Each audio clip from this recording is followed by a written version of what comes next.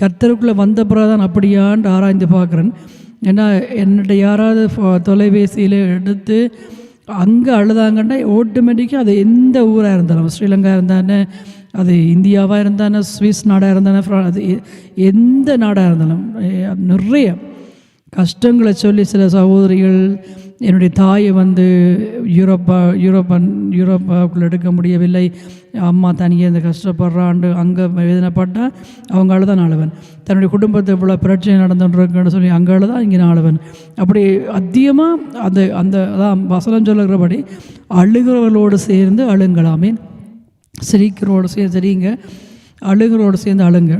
அப்போ யார் எந்த தூரத்தில் இருந்து என்னோட பேசும்பொழுது அழுதா நான் அழுதோண்டு தான் பதில் சொல்லுவேன், நான் அடக்குவேன். அந்த அவர்களுக்கு முன்னால் அதை காண்பிச்சு அவங்களை இன்னும் கஷ்டப்படுத்துவேன். ஆனால் இறுதியாக அப்படி கதைக்க முடியும் வார்த்தை கூட முழுங்கி கொள்ளுன்னா கதைக்க முடியும் அழுக.